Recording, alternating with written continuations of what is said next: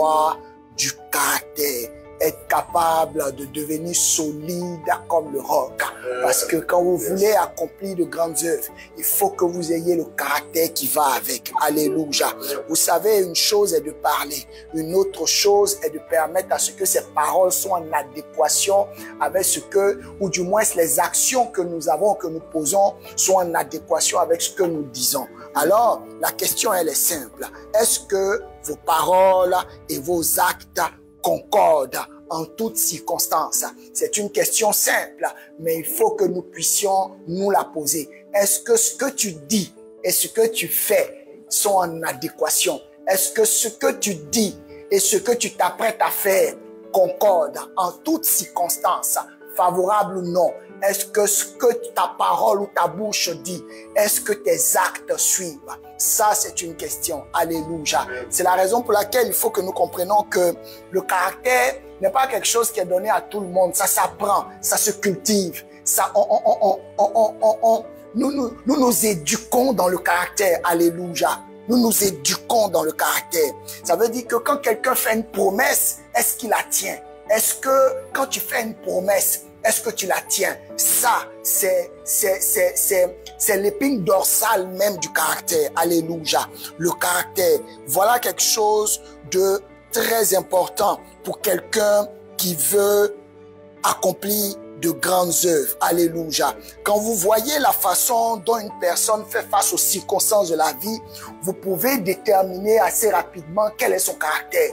Il y a des gens qui ont un caractère nonchalant, il y a des gens qui ont un caractère dynamique, il y a des gens qui se découragent devant une situation, il y a des gens qui sont teigneux et qui décident d'aller jusqu'au bout. Quel type de caractère dois-tu avoir? Quel type de caractère as-tu? Il y a des gens qui parlent, mais quand il s'agit de poser des actions, ils ne peuvent pas. Il y a des gens qui ont cette capacité à être sur plusieurs projets en même temps. Il y a certains qui décident d'avoir un seul projet, mais qui ne vont pas jusqu'au bout. Il y a énormément de caractère. Mais quand vous voyez quelqu'un qui tient jusqu'à un certain niveau, quelqu'un qui accomplit de grandes œuvres, dont Dieu est fier et que les hommes regardent pour dire que celui-là est un modèle, c'est quelqu'un qui a du caractère.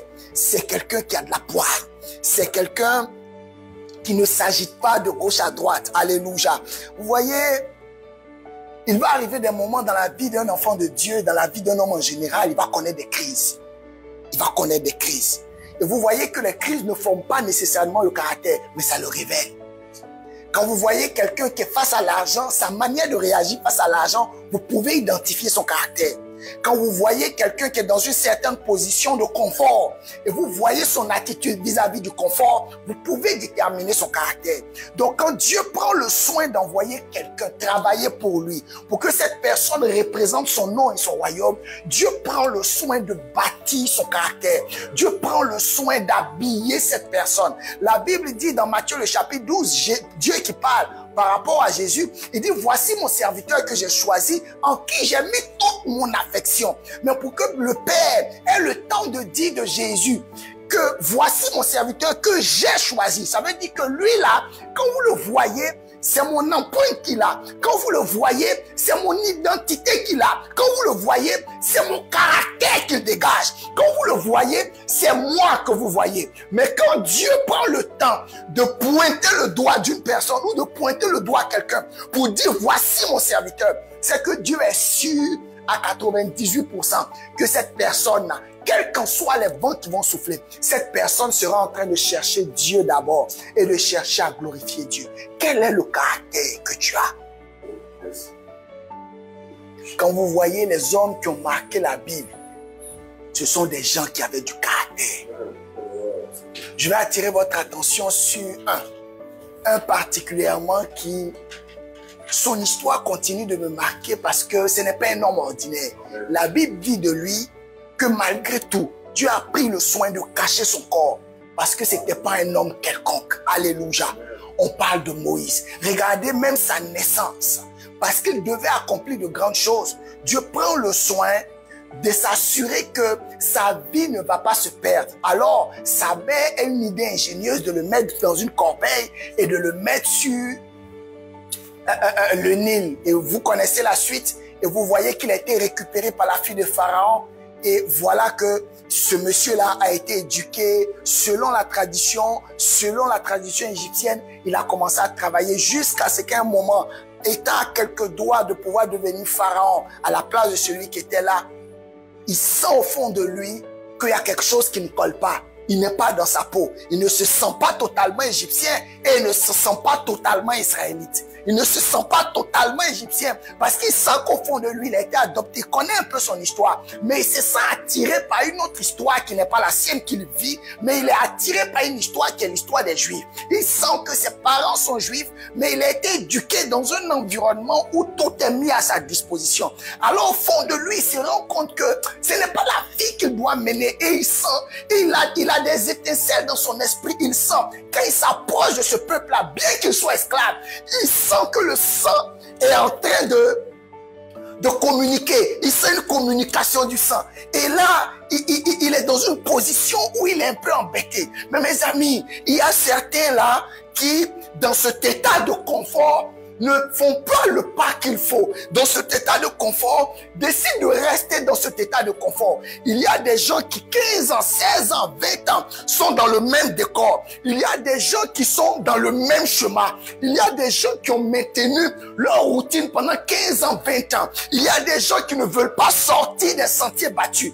Quand vous voulez accomplir de grandes œuvres, il faut que vous ayez le caractère de pouvoir changer. Souvent même, on prend l'exemple d'un animal qu'on appelle l'aigle, qui voit 80 fois plus loin que l'homme. Mais l'aigle, quand vous voyez ses ailes qui sont déployées et qui a un vol perçant, c'est parce que l'aigle, à un moment donné de sa vie, décide de renouveler ses plumages. C'est pas Dieu qui descend pour renouveler ses plumages. L'aigle monte sur une montagne, il décide de frotter son corps à un rocher jusqu'à ce que ses ailes, qui sont les ailes anciennes, finissent par partir. Parce que quand il plane, il se rend compte que son vol n'est pas aussi perçant. Or, pour cet animal, moins il volera haut, plus il sera exposé aux braconniers qui peuvent le tuer. Alors, il faut que ses ailes soient perçantes. Et donc, qu'est-ce qu'il fait? Il décide lui-même de frotter, de rester dans les montagnes. Vous voyez la douleur du vent des montagnes rentrer dans son corps. Mais il est tranquille parce qu'il sait que son plumage doit être renouvelé. Est-ce qu'on veut accomplir de grandes œuvres? Il faut avoir du caractère.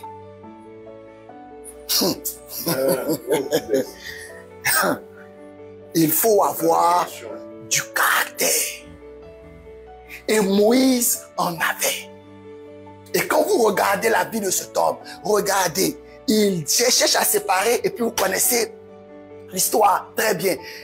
Il cherche à séparer, et puis bon, il commet un meurtre. Il s'élève, il va dans le désert. Mais imaginez, quelqu'un qui était dans un palace luxueux, quelqu'un qui mangeait à chaque repas, qui avait des repas variés, qui était dans un confort inouï, qui était dans une richesse insolente, quelqu'un qui roulait sur l'or, quelqu'un qui était chouchouté, quelqu'un qui était un homme, à chaque fois qu'il passait quelque part, tout le monde s'inclinait et faisait respect parce qu'on le connaissait comme étant le fils du roi, comme étant le fils de Pharaon, comme étant quelqu'un qui a 2 doigts de régner. Donc on le considérait déjà comme Pharaon. Quand il donnait une instruction, cette instruction-là était exécutée à la seconde parce que les gens le craignaient lui et craignaient les gens qui étaient derrière lui. Mais dans tout ce confort, il commet un acte. Il pouvait rester là pour dire que oui, en mentant, en disant même que c'est lui c'est l'esclave qui a voulu me toucher, je l'ai tapé. On allait même tuer même les parents même de l'esclave encore. Pourquoi? Parce qu'on ne parle pas de n'importe qui, on parle de Pharaon. Mais qu'est-ce qu'il a fait? Il a fui dans le désert, à la recherche de son identité. Il va dans le désert et dans le désert, regardez, il décide dans le désert de prendre le temps de pouvoir découvrir son identité. Mes amis, quand vous voulez accomplir des œuvres excellentes, quand vous voulez accomplir des œuvres durables, vous devez avoir le caractère qui va avec. Le caractère qui va avec. Est-ce que ce que tu dis, tu es capable de le faire? Si tu n'es pas capable de le faire, c'est un maquillage. C'est un maquillage. Et Moïse le comprenait. Il a passé 40 ans dans le désert. 40 ans à parcourir le désert. 40 ans à ne plus manger ce qu'il a envie de manger, mais de manger ce qui est nécessaire de manger pour maintenir sa survie. Parce que sa mission était claire et sa mission était une mission, pas n'importe quelle mission, mais une mission suffisante. Et Dieu l'appelle pour quelque chose. Regardez la première fois où Dieu l'appelle. Il va et pendant qu'il est en train de se promener là, il voit un buisson ardent. Amen. Il voit un buisson ardent. N'importe qui là, qui voit un buisson ardent, imaginez-moi je suis là comme ça et puis bam, je vois un buisson ardent. Mais il y a deux réactions. Soit tu t'approches, soit tu fais quoi? Soit tu fuis. Moïse pouvait fuir. Il pouvait dire c'est quoi ce truc là, il fuit. Mais il dit non, il faut qu'il s'approche. Il veut voir quel est ce buisson qui consume et tout ne consume pas. Il était curieux. Vous voyez que c'était quelqu'un qui avait du caractère. C'était quelqu'un qui était solide. C'était quelqu'un qui n'avait pas peur. Et Dieu avait besoin d'un tel individu pour accomplir de telles œuvres. Quand Dieu choisit quelqu'un, c'est que Dieu tient compte de ses acquis, de ses insuffisances et de tout. Et Dieu fait la balance. Et Dieu sait que ces acquis-là, il en a besoin pour accomplir cette œuvre, sans tenir compte de ses insuffisances. La vérité. Moïse avait du caractère. Moïse avait du caractère. Il va devant Pharaon et dit à Pharaon, laisse partir mon peuple. Vous voyez comment il s'adresse? Il ne s'adresse pas pour dire non, Dieu veut que tu laisses partir son peuple. Il dit non, laisse partir mon peuple. Il savait que devant Pharaon, sa vie pouvait être mise à prix. On pouvait lui trancher la tête. On pouvait le capturer, le mettre en prison. Mais il part quand même parce qu'il y a une assurance qu'il avait et il y avait un caractère qui partait avec ça. Alléluia. Le caractère. Voilà quelques points que la vie de Moïse et la vie de certains hommes ayant du caractère qui ont marqué l'histoire du monde et qui aujourd'hui, comme nos pères, quand nous regardons nos pères et que vous voyez nos pères accomplir de grandes œuvres, vous voyez jusqu'à quel point le caractère est important. Parce que vous savez, pour que Dieu s'assure que ce que vous allez accomplir ne puisse pas passer aux mains de l'ennemi par quelque réputation que ce soit, la Bible est claire en disant que la réputation vaut mieux qu'un bon parfum. C'est la Bible qui le dit dans Proverbe. Ça veut dire qu'il ne s'agit pas d'accomplir de grandes œuvres. Et qu'après, le témoignage qui est suivi de ça est un témoignage d'un mauvais parfum. Parce que ce que Dieu qualifie, c'est toi d'abord et tes œuvres ensuite. La Bible dit dans Genèse que Dieu a agréé Abel et son sacrifice. Donc Dieu a créé le caractère, la personne, le cœur d'Abel d'abord.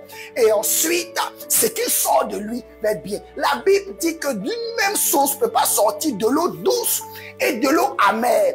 Quelle est l'eau de ta source?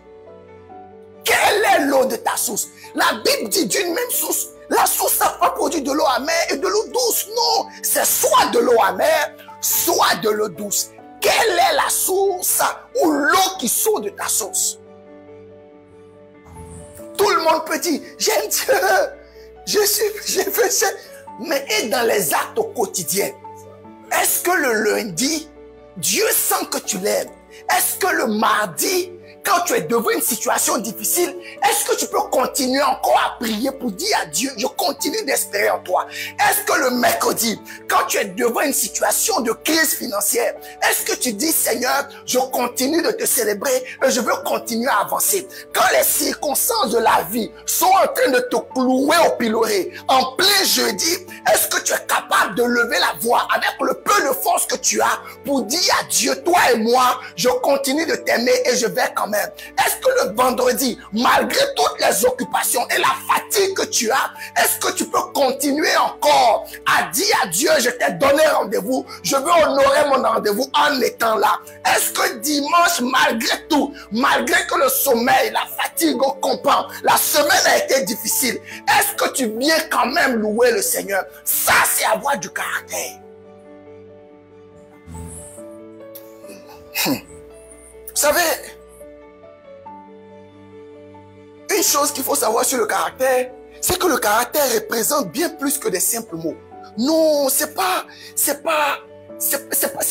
parler. C'est-à-dire que quand un homme dit qu'il est intègre, on n'entend pas ses mots, on regarde ses actes. Parce que l'intégrité, ce n'est pas des mots, c'est des actes. Quand vous voyez nos pères et vous voyez le respect qui s'attache à eux, c'est parce qu'au-delà des œuvres, ils ont un caractère. Ils ont un caractère. Quand on dit lui là, il est intègre, il a un caractère. Quand on regarde par exemple mon père et qu'on est fier de lui, c'est-à-dire qu'il y a des choses dans lesquelles on ne le verra pas. Voilà pourquoi on l'aime et qu'on le suit. Parce que son caractère accompagne ce qu'il est. Quand vous voyez l'œuvre de ses mains et ce que Dieu a accompli de par lui, mais en réalité, le caractère vient confirmer cela. Amen. La personne que vous êtes détermine ce que vous voyez. Et ce que vous voyez va déterminer ce que vous faites. En réalité, le caractère là, on ne peut jamais isoler une personne. Jamais, jamais. C'est-à-dire qu'on ne peut pas isoler le caractère d'une personne de ses actions. Non, on ne peut pas dire à quelqu'un, non, quand je prends mon frère par exemple, voilà son caractère ici, et puis bon, ses actions sont là. Il ne faut pas dissocier les deux. Non, ça ne marche pas comme ça. À aucun moment, quand vous regardez Jésus, tout ce qu'il disait, il avait déjà vécu ou il le pratiquait. Quand Jésus dit d'aimer nos ennemis, il y avait des pharisiens qui le traitaient de démons. Il les aimait quand même. Quand on multipliait les pains, il y avait certains pharisiens qui étaient là. Ils mangeaient aussi. Ils mangeaient aussi. Amen. Le caractère. C'est beau de dire oui, je vais accomplir de grandes œuvres. Je suis d'accord. Ça là, j'ai pas de truc. Mais est-ce que tu as le dos pour ça? Regardez Moïse, le peuple sort. Dès les premiers pas du peuple, il commence à se plaindre. Le peuple commence à se plaindre. Et c'est près des millions de personnes. Ils sont là, les bruits tonnent par ici. Le monsieur là n'était pas habitué à ça. Il n'avait jamais dirigé auparavant. Jamais. La seule chose qu'il a dirigé, c'était des moutons. Et c'était même pas ses moutons. C'était les moutons de Jéthro. Il ne connaissait pas quelque chose. Et un matin, il y a 1000 personnes qui sont derrière lui, qui attendent qu'il dise allô à droite ou à gauche. Mais si Moïse n'avait pas du caractère, le peuple allait l'engloutir et le tuer. Ils allaient le tuer. Mais il y aura toujours des gens pour dire, mais pourquoi tu dis qu'on aille à droite? Est-ce que tu es sûr que Dieu t'a parlé? Pourquoi on ne va pas à gauche? Si vous n'avez pas de caractère, ça va être compliqué. Deuxième chose importante, c'est que le talent qu'on a là, c'est un don. Mais le caractère, c'est un choix. Ça veut dire que quelqu'un décide d'être intègre. C'est un choix. Parce que, regarde, tu es dans une situation où tu peux décider de faire du faux. Tu es dans une situation où tu es seul. Personne ne te voit, à part Dieu. Et puis tu peux décider de faire du faux. Mais tu ne fais pas. Où tu es seul. Tu es seul chez toi. Tu peux zapper ta télé et en train de mettre des films qui n'ont pas Dieu. Personne ne te voit. Mais Dieu te voit. Vous voyez que quand on parle d'intégrité, c'est qu'est-ce que tu fais où il n'y a pas d'autres yeux pour te regarder à part tes propres yeux. Et quand vous voyez qu'un homme est intègre, ce n'est pas les gens qui disent qu'il est intègre. C'est Dieu qui dit qu'il est intègre. Quand Dieu dit à Noé que c'est un homme intègre et juste, quand Dieu dit de Job que c'est un homme intègre et juste, quand Dieu dit d'Abraham que c'est un homme intègre et juste, mais tous ces hommes-là, c'est parce que Dieu les a vus faire au moment où il n'y avait pas d'autres yeux, au moment où il n'y avait personne. Dieu les a vus les aimer, Dieu les a vus l'aimer, Dieu les a vus poser les bons actes et ne pas se compromettre. Alors Dieu lui-même témoigne que celui-là, c'est un homme intègre et juste. C'est facile devant des gens de dire je suis intègre. Mais quand il n'y a personne, l'es-tu? Est-ce que tu l'es? Alléluia. Donc le talent est un don. Tandis que le caractère est un choix. C'est un choix. Vous savez, il y a beaucoup de choses qui échappent à notre contrôle. Par exemple, il n'y a personne ici qui peut choisir de naître dans telle famille. Non, tu es déjà né. Tu ne choisis pas ton parent, ni ton père, ni ta mère. Tu ne choisis pas ton lieu de naissance. tu ne choisis pas tout ça. Tu ne choisis pas même ton quotient intellectuel. Mais par contre, ce que tu choisis, c'est ton caractère. C'est ton caractère. Et chaque fois que tu es en train de poser un acte et que tu fais des choix, tu es en train de bâtir ton caractère. Jusqu'à là, tu peux facilement définir le type de caractère que tu as par rapport aux choix que tu as effectués dans ta vie. Regarde les choix que tu as effectués. Même le choix de te marier dans telle période, le choix d'avoir les enfants. Toutes ces choses-là peuvent révéler le caractère que tu as, la manière dont tu traites ta famille, la manière dont tu traites tes frères et sœurs, la manière dont tu traites les gens de dehors, la manière dont tu traites les gens avec qui tu travailles. Ça révèle ton caractère. Ça sert à rien de dire que tu aimes Jésus pendant que tu n'es pas capable, pendant que tu as 2 pièces, de prendre une pièce pour donner à quelqu'un qui est dans la nécessité. Ça, c'est du fait de la religion. C'est la religion. Et c'est pas moi qui le dis, c'est Jésus. Il dit, la vraie religion, c'est de prendre soin des veuves et des orphelins. C'est Jésus qui le dit dans le livre de Jacques. Parce que ça ne sert à rien de dire qu'on est petit Christ si on n'est pas capable de donner de l'amour à quelqu'un à côté de nous. C'est ça le christianisme. C'est ça le christianisme. Être capable d'aimer quelqu'un qui t'a torturé. Être capable de porter de l'amour et de prier pour quelqu'un qui t'a fait du mal. Parce que c'est trop facile et la Bible dit. À quoi ça sert d'aimer quelqu'un qui t'aime? Tu fais rien d'extraordinaire. Mais quand tu aimes quelqu'un qui te déteste, quand tu te mets à prier pour ton patron qui ne t'aime pas, quand tu te mets à prier pour un collègue qui te fait les coups bas, ça tu es en train de démontrer que tu as le caractère de Christ.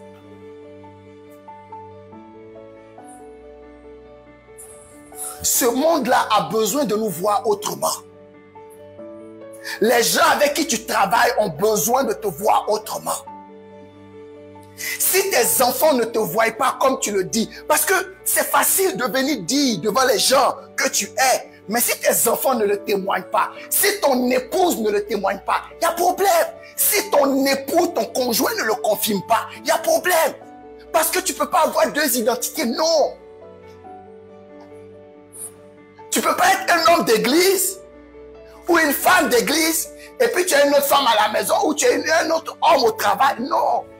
Tu dois avoir cette fluidité-là dans ton caractère.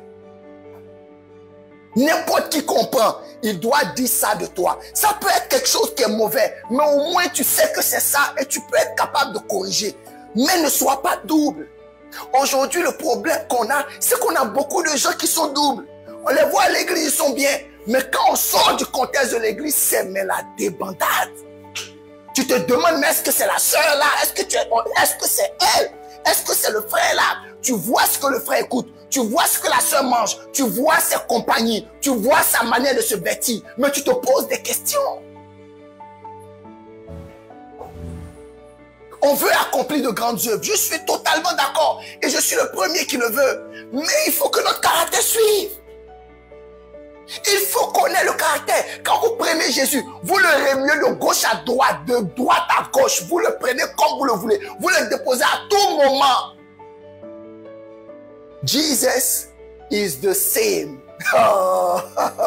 C'est le même. Il ne change pas. Devant Pierre, c'est le même. Devant la foule, c'est le même. Jésus est le même. Il ne change pas.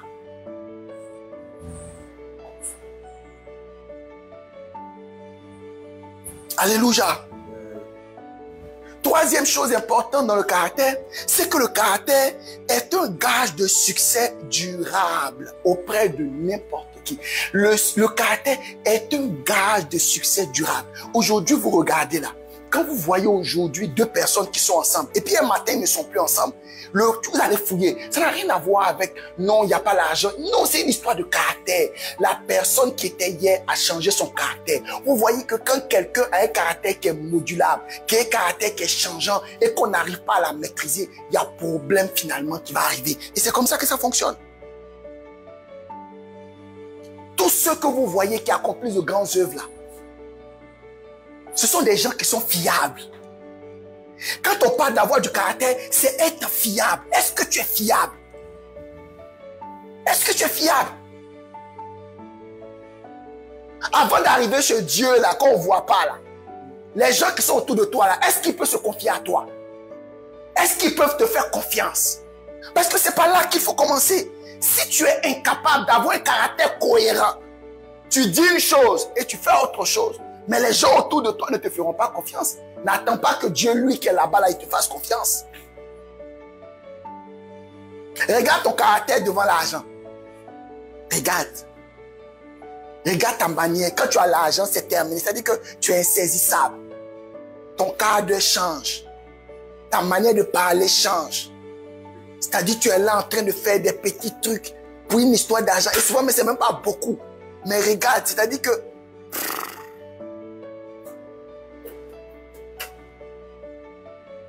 nous devons accomplir de grandes choses.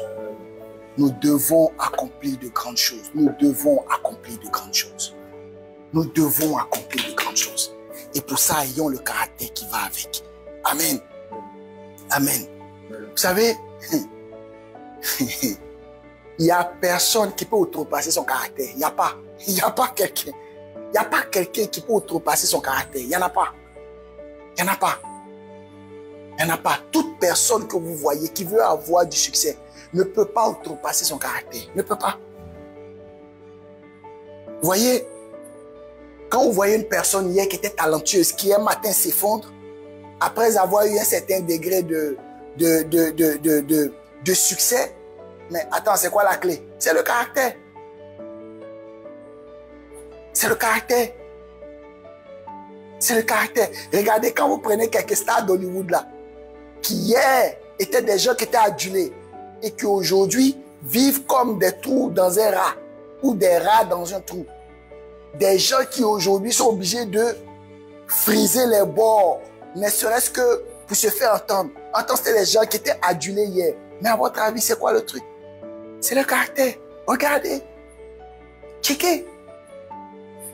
Parce que quand quelqu'un a un bon caractère, il y aura toujours des gens pour être autour de lui, pour lui donner les bons conseils. Et quand quelqu'un a un bon caractère, quand on lui donne des conseils, il est prêt à les écouter et à les mettre en pratique. Quand quelqu'un a un bon caractère, il n'est pas fermé à la critique. Voilà comment on réussit. Vous voyez, il n'y a personne là qui... C'est-à-dire que tous ces gens que vous voyez qui ont réussi, là, peu importe le domaine, au-delà de leur caractère, c'est des gens qui avaient des gens autour d'eux qui leur parlaient, ils écoutaient et ils mettaient en pratique. Il n'y a personne qui peut réussir seul. Et notre Père nous le martèle tout le temps. Personne ne peut réussir seul. Il n'y a pas quelqu'un qui se lève un matin qui dit lui compte sur Dieu seulement pour réussir. Non. Non. Il te faut quelqu'un pour réussir. Il te faut une aide de destinée. Là, nous sommes dans le mois de la connexion divine. Mais pour que quelqu'un vienne se connecter à toi, là, d'abord, il faut que tu l'identifies. Mais avant de l'identifier, il faut que toi-même, tu aies un bon caractère. Il faut que nous arrivions à améliorer notre caractère. Et pour que nous arrivions à améliorer notre caractère, il n'y a pas meilleur modèle que notre Seigneur. Regardons comment Jésus a vécu. Regardons comment Jésus s'est comporté devant différentes situations. Quand on l'a traité de temps et de temps, regardez comment Jésus a réagi. Regardez comment Jésus était autant passionné, mais gardait un caractère tendu. Quand il s'agissait des choses de Dieu, il ne plaisantait pas. Jésus rentre dans le temple, il mélange tout. Il a dit non, vous ne pouvez pas faire de la maison du Seigneur une caverne de voleurs et de truands. Il ne peut pas faire ça. Jésus était quelqu'un qui était solide, même avec ses disciples. Quand Pierre, on pose la question aux disciples pour demander, mais attendez, qui pensez-vous que je suis? Pendant que d'autres disent que tu es Jérémie, d'autres disent que tu es un prophète. Paul dit, that was the Christ. C'est toi, tu es le Christ, le Fils du Dieu vivant. Jésus dit à Pierre, cette parole-là, ce n'est pas toi qui l'as dit, ça vient du ciel. Elle est tellement exacte qu'un homme ne peut pas avoir une telle révélation. Mais quelques minutes après, Pierre commence à divaguer, à dire n'importe quoi. Mais Jésus lui dit, arrête-toi camarade, arrière de moi Satan. Il faut avoir du caractère pour ne pas caresser quelqu'un dans le sens du poing quand vous sentez que sa vie est en train de dévier. Et Jésus l'avait. Regardons comment Jésus a vécu. La Bible est là, lisons-la. Et nous saurons, parce que tu ne peux pas copier quelque chose que tu n'as pas vu. Tu ne peux pas. Et le meilleur modèle, c'est Jésus. Regarde comment Jésus, c'est une... Même quand Jésus savait qu'il y avait quelqu'un qui allait le trahir, Jésus n'a pas manqué de continuer à les aimer. Il est quelqu'un d'entre vous, à votre avis, vous pensez que Jésus ne savait pas qui allait le trahir. Il savait, mais il les aimait tous de la même manière. C'est le modèle parfait. Il faut que nous réussissions nos vies. Il faut que nous accomplissions de grandes œuvres. Et pour ça, regardons comment Jésus a fait. Regardons comment Jésus s'est comporté. Regardez comment Jésus à tout moment disait qu'il était venu accomplir l'œuvre de son Père. Et ce qu'il disait et la vie qu'il menait, il n'y avait jamais de dichotomie. Tout était en parallèle, tout était lié, tout était agencé, tout était coordonné. Ce que Jésus dit, quand vous fouillez dans sa vie, c'était correct. Alors ce soir, voilà ce que je veux mettre à ton appréciation. Il faut que tu aies ton caractère. Il faut que tu aies du caractère. Il faut que tes paroles et tes actes soient en adéquation si tu veux accomplir de grandes œuvres. Il faut que tu sois quelqu'un qui aime la critique. Quand on est en train de te dire que tu n'as pas bien fait, il faut être capable de te revoir et de te corriger. Quand tu es dans une situation où tout le monde appelle à la compromission, il faut que tu sois capable de rester solide vis-à-vis de la vérité de la parole de Dieu. Pas de la vérité du monde. Parce qu'il y a plusieurs vérités. Mais la Bible dit qu'il y a une seule qui perdure et qui va durer dans l'éternité. C'est la vérité de la parole. Et toi, tu dois équilibrer ta vie vis-à-vis de la vérité de la parole. À quoi sert-il à un homme de gagner le monde s'il perd son âme? À quoi sert-il à un homme d'avoir de la popularité s'il a encore un caractère qui peut l'exposer et peut le mettre à terre? Ça ne sert à rien de courir d'être au sommet quand tu te rends compte que le même sommet là, quand il va déployer ses ailes, il va te ramener à terre. Pourquoi? Parce que ton caractère n'a pas été travaillé. Alors, travaille sur toi. On ne te demande pas d'être gentil avec les gens du dehors pendant que tu es méchant avec les gens du dedans.